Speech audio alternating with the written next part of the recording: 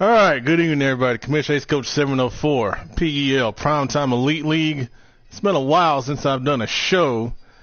I feel like I've got a lot to say, and all I'm going to say is I hope you understand this is Madden, this is fun, but I got a lot to say. I mean, I've been seeing some things that, I know Agape has kind of taken over as the league PR man with all of the predictions and shows he's been doing. He's been doing an awesome job.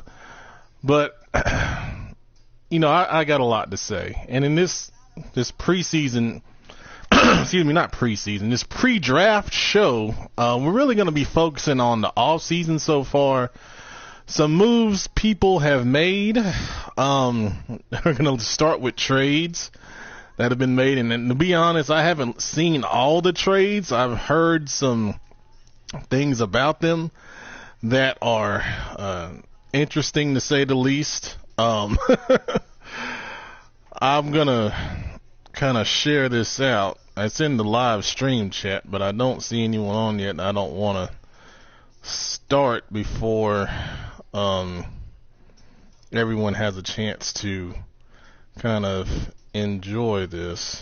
So I'll just tag everyone because I know I'm late. Had to work late, and then our pet, I have a cat. Well, it's not my cat, it's my wife's cat, but anyway, he has a couple lumps and it might be cancer, so she's a little down in the dumps. So anyway, I'm gonna go ahead and start.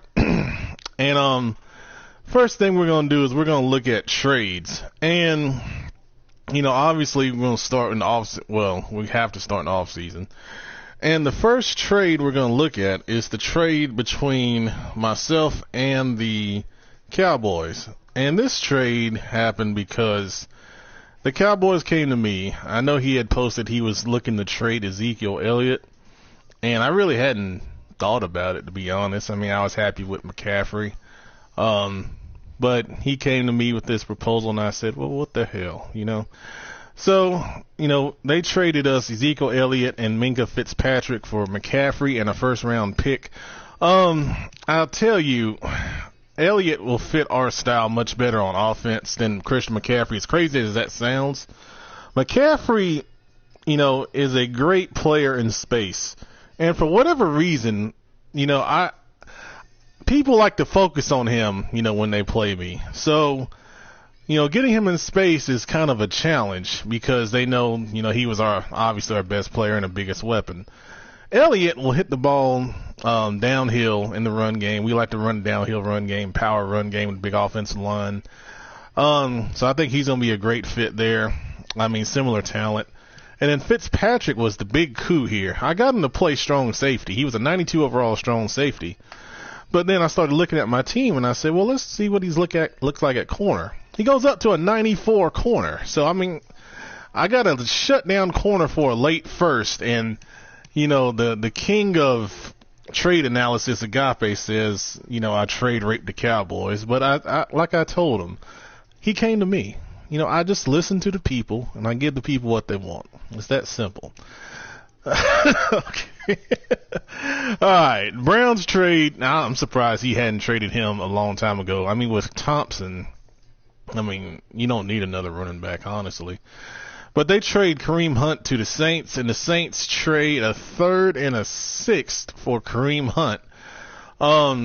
They needed a running back. I mean, when you play the Saints, they're going to throw the football. I mean, with Marino and the receivers he has, he's going to throw it. But he does need a running game or a running back to keep people honest. And I think that's a fair trade right there. There's no shade on either one of those guys for that. Now I am going to throw some shade on this shit. I mean, what the hell? Browns trade David Njoku. I mean, he's a good tight end. But the Falcons have a good tight end already. He was developed by the the other Falcons owner that was really good before he lost his damn mind. So they trade Njoku to the Falcons for Tylan Wallace. Tylan Wallace is a 93 overall X-Factor wide receiver. Why are you giving that up for a tight end? I looked at his former team, the Bills. The Bills had 2 good tight ends. But in what world do you give up in his prime, not old, Tylan Wallace is in his prime. He's a younger player. 93 overall X Factor for David Njoku. Straight up. That's insane. I'm glad he decided to bring his ass to the NFC South because we going to whoop his ass and insult him when he does stupid shit like this. Point blank and period. All right, moving on because I'm mad now. The Broncos trade Corey Littleton to the Titans. And the Titans give up a 3rd and a 6th. I mean, Littleton's a good player, more of a run stuff in the middle linebacker. 3rd and a 6th, I think is fair compensation for that. And then the Broncos give up Dante O'Neal to the Steelers for a 3rd round pick. That's good value for the Steelers and for a corner. And that Steelers team needed corners. I ran that team last year. And they really did need corners. So, I mean, I think a late, what's that? Well, that's a mid-3rd. For a corner that's going to play for them. Probably going to be a nickel corner. That's a good deal for the Steelers. Redskins trade John. Okay. God damn it. What in the hell is going on with these tight ends in the Falcons? Are you kidding me? I didn't even know this trade happened. What? Why? Why do you have 3 tight ends that could start for anyone? And you're giving up a 2nd, 3rd, and 4th for this guy? Is he even going to be in the depth chart? I mean, seriously. Seriously, come on, man. What the hell? Redskins, that's trade rape. Good job. I mean, yeah. That's a good job. All right. Panthers and Chiefs on a trade. Chiefs trade linebacker Matt Reinhart to the Panthers. The Panthers trade Chase Winovich to the Chiefs. This is a straight-up trade. Winovich was in the last year of his deal. The Chiefs needed some pass rushing after trading Holiday last year to the Steelers. And then Reinhardt's going to play left outside linebacker for us. We had a hole there after we released Luke Kuechly. So he's more of a pass coverage guy. I think he's going to do a good job for us. I see those comments. It's pretty damn funny. They do got that West Coast offense playbook. It's got some cool stuff in there. That's about the only thing you can do with 3 tight ends. But anyway, the Eagles trade cornerback Jerron Bryant to the Texans. And let's see, the Texans trade a 4th and a 5th and a 6th for Jerron Bryant. I think I remember seeing this guy. He's like in the 70s. He could be a nickel corner. 4th, 5th, and 6th, if the Eagles really wanted picks, I mean, that's not a bad deal. I don't have any hate on that one. Then we traded with the Steelers, Paulson Adebo. Now, this guy, he's 80 overall. He's 24 years old. He's in the last year of his deal. He was really young when I drafted him. He's going to be a really good player. Really good. But after we got Minkah Fitzpatrick, we had 3 solid corners. This is an opportunity for us to get a 2nd and a 4th because we don't have a 1st. So we have 2 seconds now. And then the Steelers, like I said, they needed corners. Adebo may start opposite of the X Factor corner they have. I forget his name. But he's a good player. He's a good player. I'm glad he's going to play. And because he would have been my 3rd or 4th corner depending on formation. So that's a good deal right there. All right, Cowboys trade Grant Calcaterra to the Texans. The Texans trade. All right, so they worked something out because they were trying to do the big DeAndre Hopkins thing and the money wasn't working. So they trade a 1st, 2 firsts, and a 2026 3rd and 2026 1st. Is Calcaterra that good? I mean, that seems like a lot. Now I know we're late in. The dynasty or whatever, and picks don't have the same value, but that seems like a lot for this tight end. I don't know if the Texans really needed a tight end that bad, but I mean, he must have really wanted him. And then giving up the 1st rounders will help with salary. So, I mean, if that's what you really want, but I think the Cowboys got the better of that one. All right, Patriots trade Kenyon Drake to the Falcons. And for Kenyon Drake? All right, hold on. after this, we're gonna look at Kenyon Drake because the Falcons give up a first, a third, and a fourth for Kenyon Drake. Now I want to see Kenyon Drake. All right, anyway, we'll table that. All right, Patriots trade Dylan Moses to the Saints. The Saints were looking for a linebacker. Saints trade Jayon Brown to the Patriots. A second. Okay. I don't know Moses, so I mean, I know he was looking for a linebacker. I'm assuming that this is an upgrade from Brown, and Brown's a replacement, and then a second. So he must be a pretty good damn player. So we'll check that out in a little bit. Patriots trade, and Patriots making a lot of moves. They trade the number 3 overall pick to the Jaguars. The Jaguars trade 16, 48, and 116. So the Patriots getting more picks, which I'm not against. Jaguars, disappointing season last year in my opinion. Obviously they got their eyes on somebody at the top of the draft. If you stick around in there, you haven't scouted, I will show you some of my scouting because I haven't scouted yet either, so I need to do that. Alright, Redskins trade Chandler Tucker to the Seahawks. Seahawks trade a second round pick. Tucker is an 83 overall guard. Second rounder. I mean, I think that's a fair deal. Alright, we're going to look at Kenyon Drake because I need to know how bad to light up the damn Falcons. Alright. Falcons. Running back. 82 overall, 31 years old, 90 speed, 88 acceleration, 65 trucking. Oh, but he could spin. 90 spin move. You have got to be kidding me. Look, he's not even the best running back on his team. He's got a superstar running back already in Zach Moss. What in the absolute hell? I offered him Caldwell, my backup running back, who can run freaking circles over Kenyon Drake.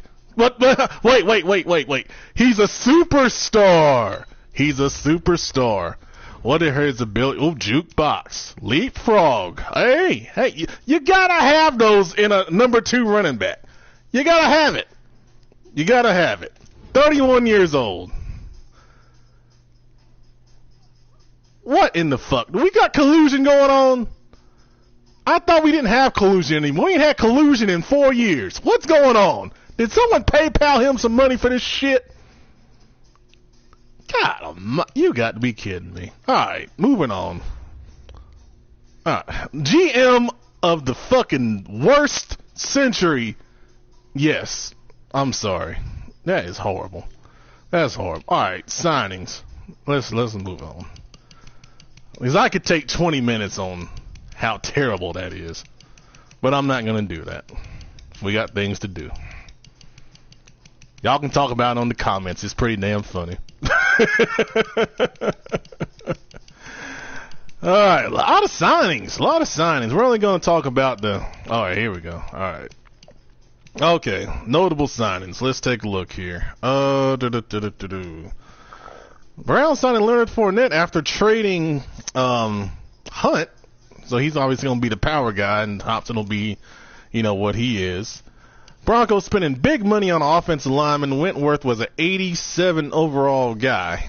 Obviously, that was a big need for them in Denver. Big contract for Zay Jones, $19 million a year. Whew, good gracious, for Zay Jones. I mean, I know it's the end. Like I keep saying, it's the end of the dynasty, but you ain't had to give him that much. Was anyone bidding against him for Zay Jones? I know I wouldn't have. J.J. Watt goes to Atlanta. I know that was a need. I'm not going to blast him for that one. My boy Kuechly went to Texas. 1 year, $9 million. That's not bad. Let's see. Campbell is an X factor, but he's only 80 overall. That's good value for that. The offensive lineman getting some decent money. There's Gurley. He went to the Saints. Now, the Saints, okay. And this is what the hell I'm talking about. All right, the Saints gave up capital for Kareem Hunt Then they go and sign Todd Gurley. I mean, good gracious, the running back they had now is a power guy, but he's a superstar guy. He's good enough to be your number 2 guy. And you could run with Hunt as your number 1, or you just run with Gurley and the other guy. I mean, there's no need to do both. There's only one ball in that offense. He's pass first. That's a waste of money or a waste of capital with the trade that happened with the Browns. I don't know what happened first, but that's not good planning in my opinion. But we'll see. Landon Collins, good signing for the Steelers that filled a need for them.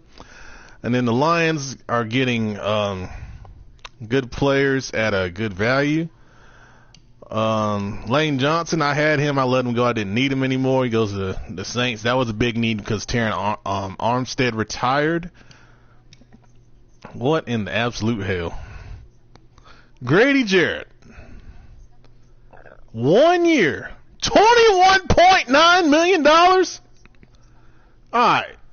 I gave Vita Vea, which is coming up, 1 year, $11 million. Vita Vea is a damn beast. 98 strength. He's got 86 power move, 90 block shed.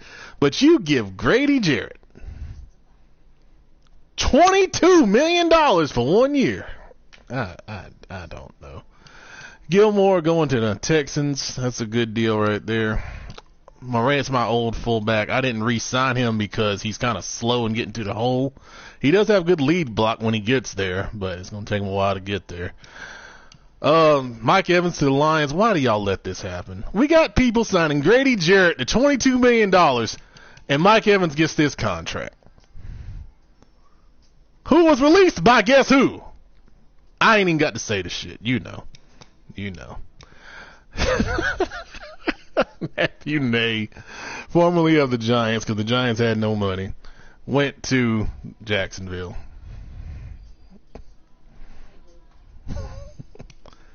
My wife's telling me I have to calm down. But you guys are doing stupid stuff and you got me fired up. Alright, anyway. She didn't really say that, I'm just saying. Let's see.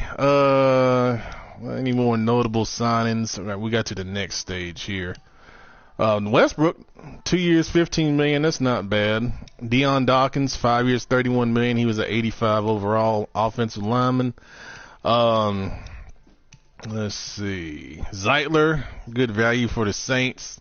He was a superstar offensive lineman.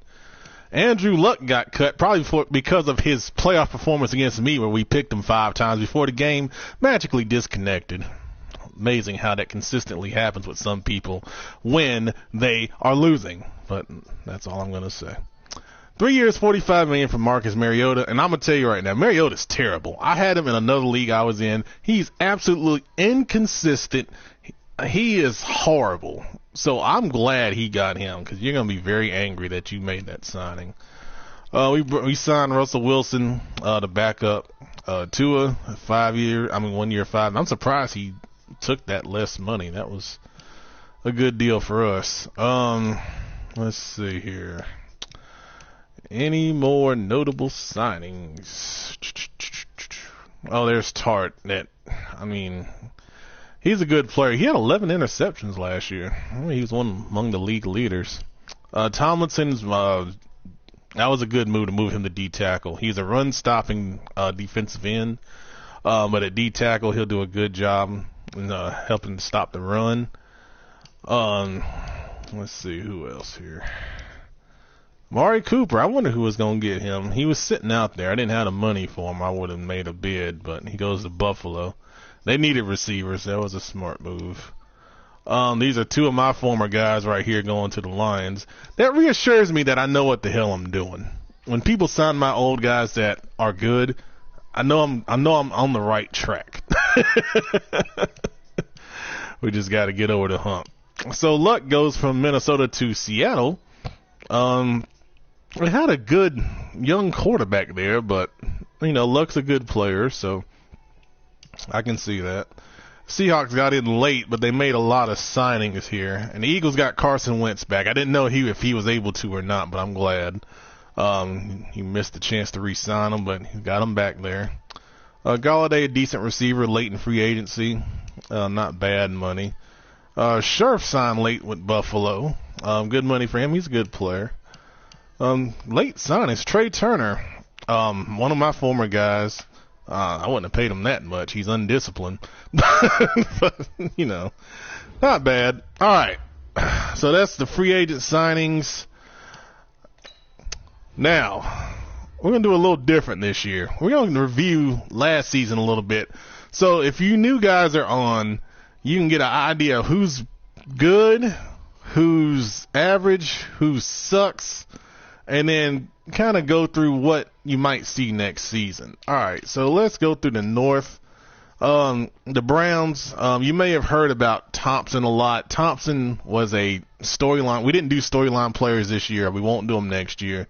It's too late in the cycle to do that and to really develop them the right way. So for the first roughly 5 out of 6 seasons, we did storyline players where I create a player, put them in the draft class. They have a storyline behind them. And then, if you draft them, you'll see if they were good or if they were a bust or if they're just average. So Thompson I made in the mold of Reggie Bush pretty much. That was my thing for him because his storyline was he was a great kick returner for Oregon, but he didn't get a chance to play in the offense much, and people weren't sure if he was going to be good or not.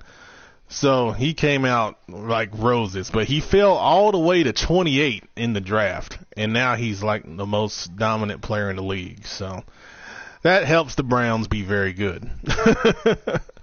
Bengals are a good player. He has won Super Bowls in the past, but Cincinnati was a hard team to build. I think he's done a good job in building those guys and got to the playoffs last year and faced the Browns. Well, that's why everyone curses Thompson. I had the Steelers last year. I mean, they didn't have anything on defense. We had some good receivers. They had Jared Goff at the time. I don't know if he was re-signed or not. But I think, they'll do better this year. I think they got some guys on defense that'll, step up and do something. And then Cody with the Ravens, it's been tough, for us that are essential, and all three of us as commissions are essential. Cody is one of our commissions, and he's a grocery store manager, so they've been getting slammed, and I admire him still trying to play through it because it's hard to focus when you're out here working and, you got all this stuff going on. He's got a young daughter. I expect he'll have a better season this year just because, things will be a little more stable, hopefully, with this stuff slowing down. On the South, the Texans stepped up to 14-2, and pretty much own the division. That's all you can really say. You lead the division by 5 games. The Jaguars are usually better. They had a down year and they had a lot of talent. I'm kind of surprised they only went 9-7. Especially given, the other 2 teams down here in the Titans and the Colts. Titans had a second PSN from the 49ers to run that team last season. And then the Colts, have, struggled for a while. But they continue to hang in there and fight. I think it's a 2-team race if the Jaguars can, get it back together and play like they normally do. But the Texans have obviously, staked claim, to the AFC South. In the East, you got the Dolphins at 15-1. They did a good job in building that team with a lot of young players. They did it the right way. They used the incentives to help, develop that team. If you don't know what the incentives are, you didn't read the rules if you're new. And I'm disappointed because there's going to be a test, and you better pass it or you get kicked out the league. Ain't that right, guys? Anybody? Okay. So the Dolphins pretty much own the East. The Jets are tough, though. Don't let that 8-8 record fool you.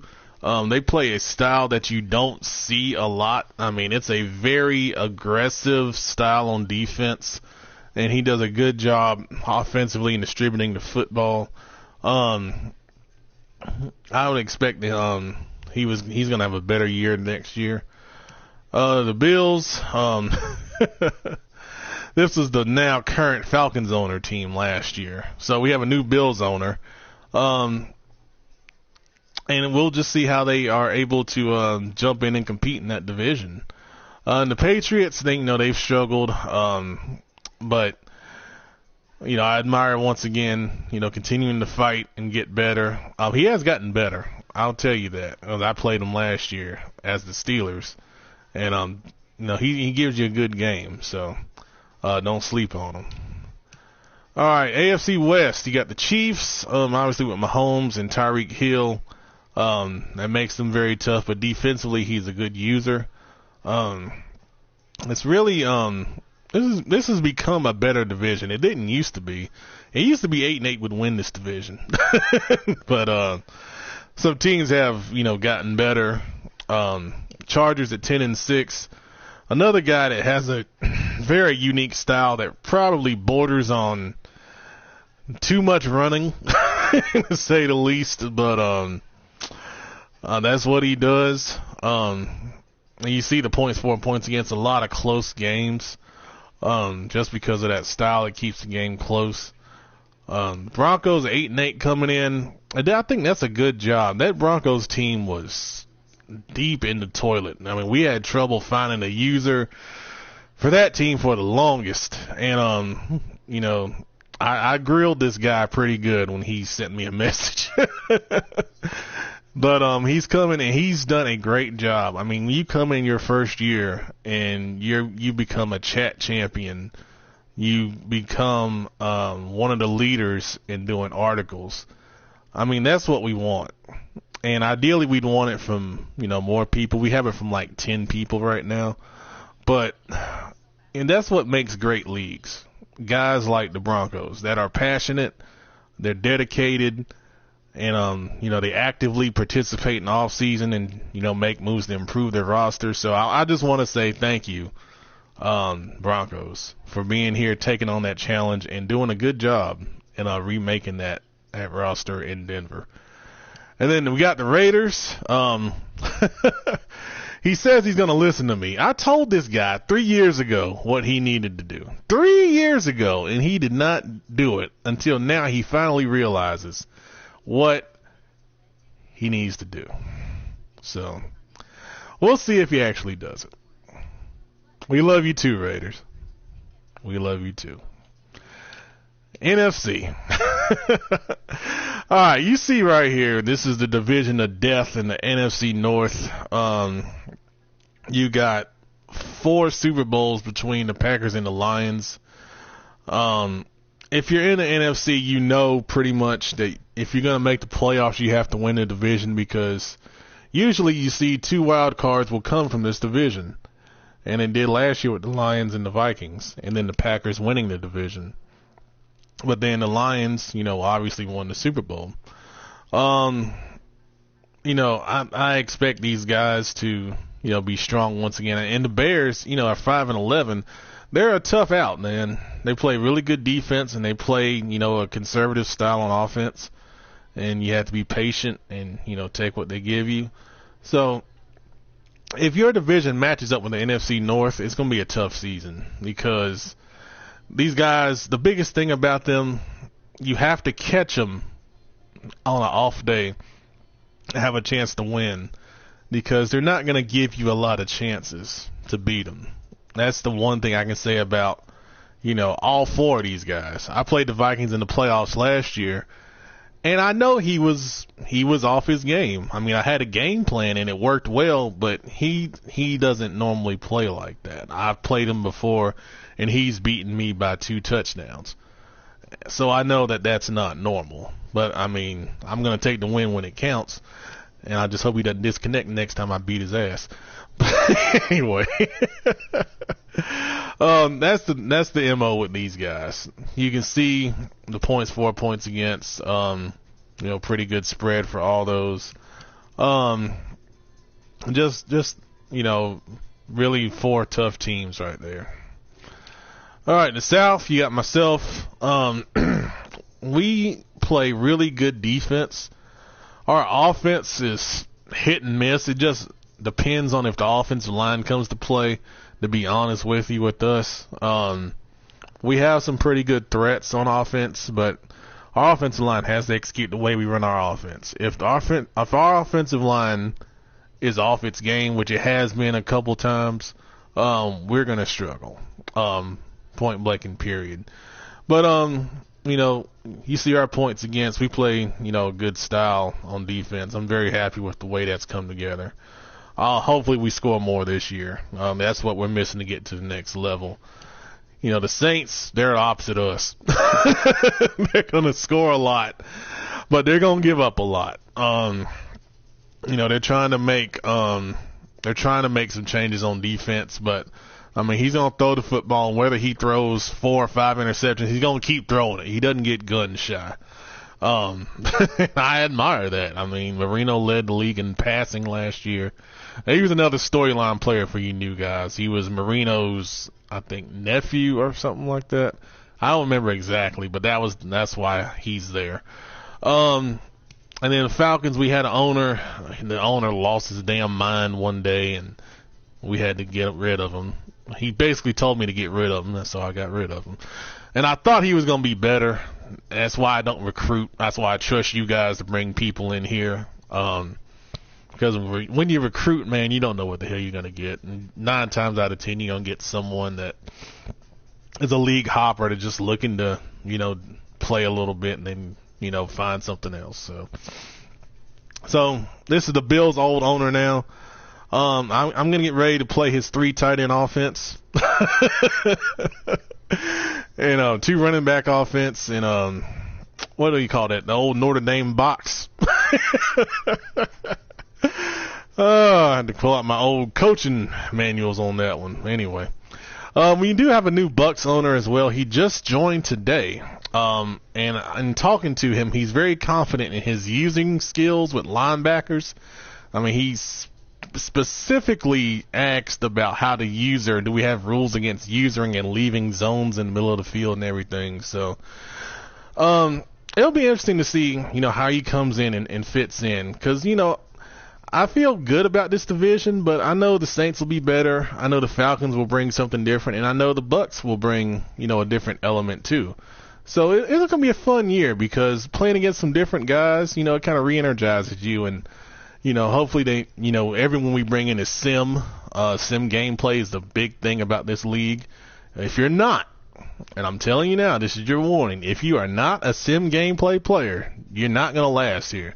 Because as soon as we get a report or we see some BS, you're out. And the guys that have been here for a while will attest to that.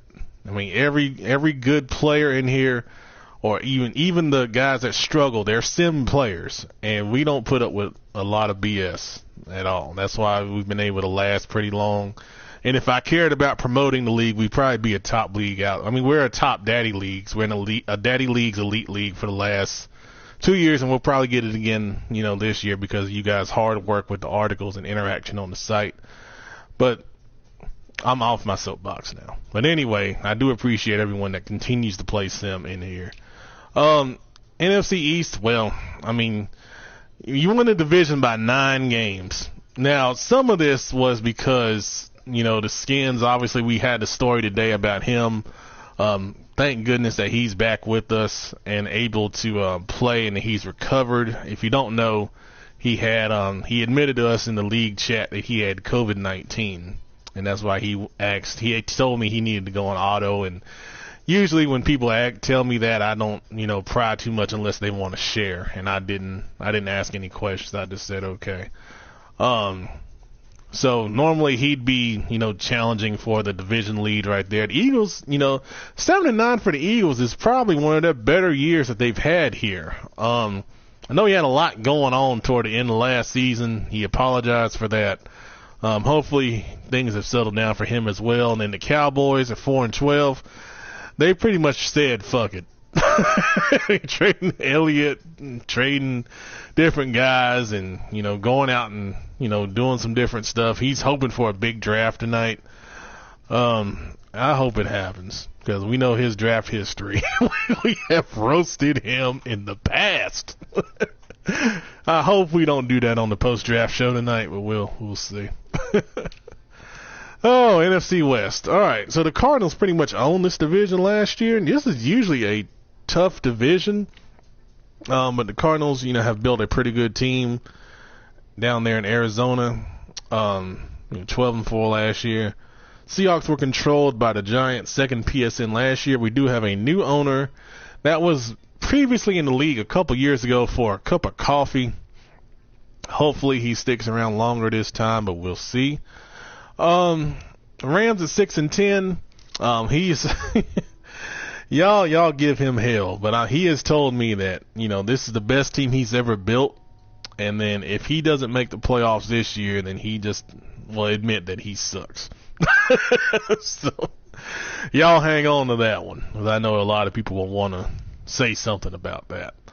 And then the 49ers 3-13. They had been making some progress, but they kind of struggled, a little bit last year and hoping to bounce back. And that's a good point, Tristan, about the tight end. So let me tell y'all something. So Xavier Foster was a storyline player last year, and I made him basically, if you remember college football, NCAA, what was the last one, 14, where if you recruited an athlete, you could make him whatever position you wanted. That's kind of how I made Xavier Foster. So his position was a quarterback, but he had different attributes to where he could play on offense or defense in a couple different places. And really, the way I made him, I thought people would use him as like a defensive end or maybe a rush linebacker, but, Agape accidentally drafted this guy. He said he was trying to pick someone else. He picks Xavier Foster. He's mad. And then I tell him, I said, dude, don't trade this guy, because everyone was wanting to trade for him because they knew what they wanted to do with this guy. You could do anything you wanted with him. So he kept him and made him a tight end, and this guy had 120-something catches last year and led the league in catching. So, the storyline players are fun. And when we get back to Madden 21, of course, they'll be back once again. They've been a big hit. But we're not going to do them anymore, this last 2 seasons. And we'll talk about the Madden carryover program if you make it to the end of Madden 20 with us here when we end the show. All right. So that's everyone's divisions. Let's take a look at some draft information. With 9 people watching, if you haven't done your homework, you're going to get some notes here. And I'm going to try to keep it to the first round because everyone scouts the first round. I can't give away secrets. So we're going to stay on the main screen. Yeah, we'll just do it this way. All right, so you see right here, first rounders, in my opinion, this draft class, obviously without the storyline players, it's not as strong as it is with the storyline players. Even though every storyline player is not a superstar, just the fact that you have a few better players really helps, the quality of the class.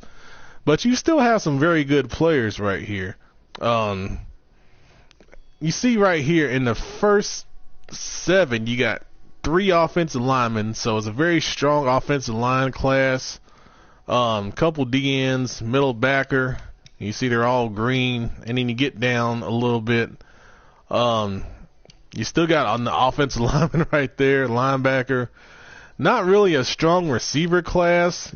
You got a couple running backs, I think, at the top that could, be pretty good. But just going through it, there's more linemen, very strong in the line. You see the red with the receivers. Quarterbacks are not good. A lot of red with the quarterbacks. If you need a quarterback, I'd trade for one before the draft. So we'll do the first 2 rounds. Why not? Hell, y'all stuck with me. So you see there's one good tight end right there. But you see the combine grade, it kind of gives it away. He's going to be a good player. Another bad quarterback. Good running back. I hadn't finished my scouting, so don't know about some of these other guys, but you see, for some reason in Madden, you look at the second round, look at all these reds in the second round. Why is that? in the second round is not a lot of consistent good players. So anyway, you still got time to do your homework. All right. Make sure if you're new and you don't have a lot of scouting points, you can ask me for help. I'll help you. Because, I mean, you can't draft everyone that's on your draft board. So, I mean, why the hell not? It's a game. I'll be glad to help you.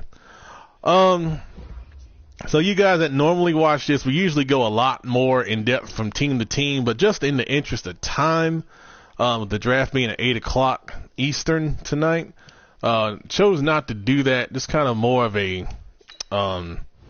brief overview of all the teams and then the divisions, my thoughts, on everyone. I'll end on the Madden 20 carryover program. So with Madden 20, what we're doing now, and I got this idea from another league I was in a couple years ago, and I've been wanting to do it, I just kept forgetting about it.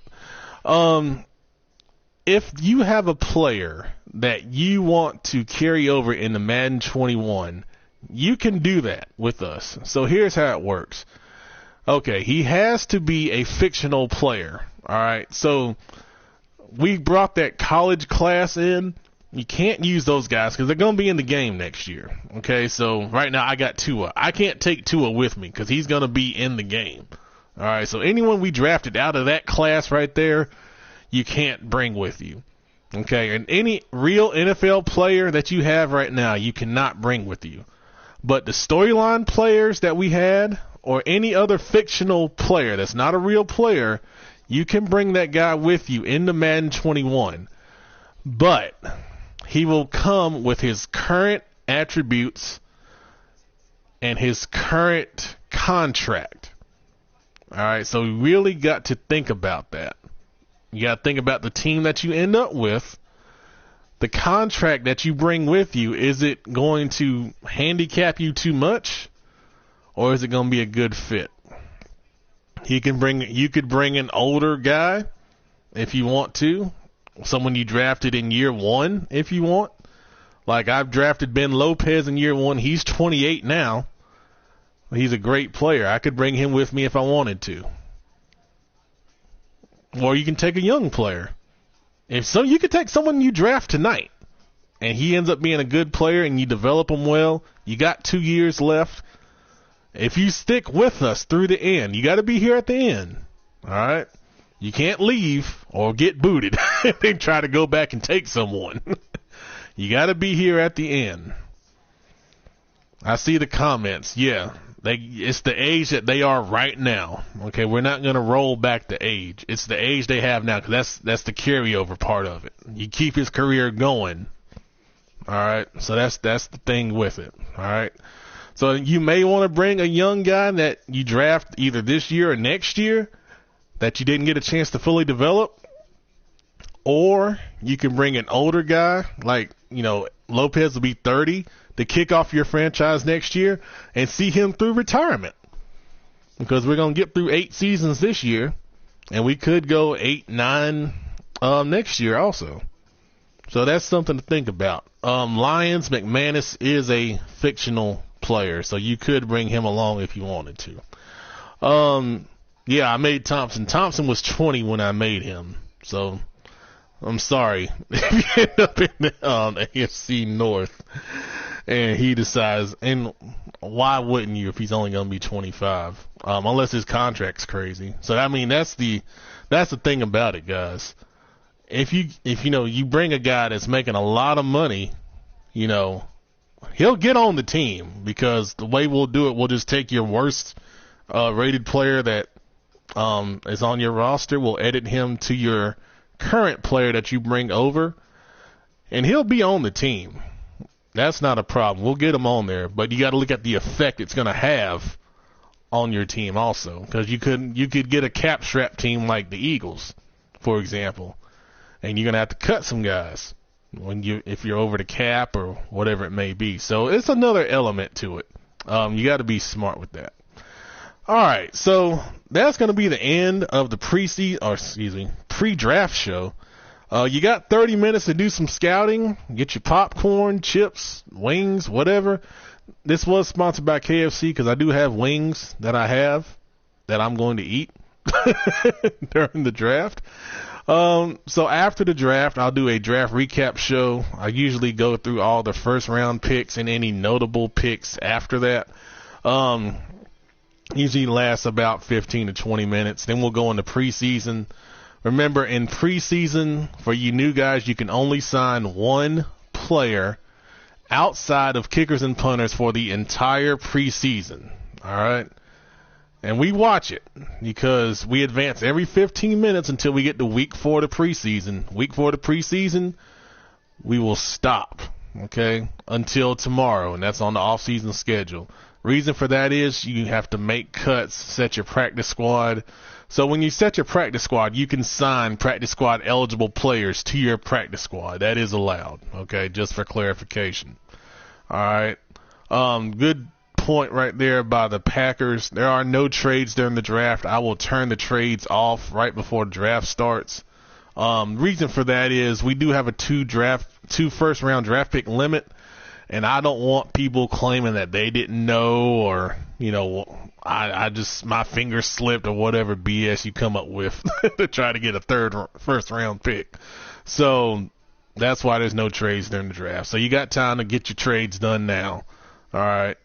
If you got any questions, send me a message. I'll be here, finishing up my scouting and getting ready. I see a question about the X Factors. The X Factors will roll over. I'm assuming that's going to be in Madden 21. I mean, it seems like it's a big part of the game. Now, I can't guarantee it's going to be the exact same X Factors because they may change. I mean, we don't know yet. But if the system is the same, then they'll be there. All right, your guy will have the same development. I can't guarantee if it's going to be the same X Factor because they don't let us. Obviously, well, maybe they will next year. Maybe we could choose that'd be a nice feature. I think people should be able to choose their X Factor abilities. Hopefully that's in the game next year because, you can't really develop them the way you want to now with the new, kind of archetype system they have. So maybe they give us that, maybe not, but we're going to try to mimic it the best way we can. And how we'll do it is I'll save the Daddy Leagues page before I reset it, and you give me your submission when we end this for who you want. We'll screenshot their abilities, and then we'll roll them into Madden 21. That's how it'll work. All right. Okay. Thanks for watching, guys. We'll see you in 30 minutes when the draft starts. Appreciate it.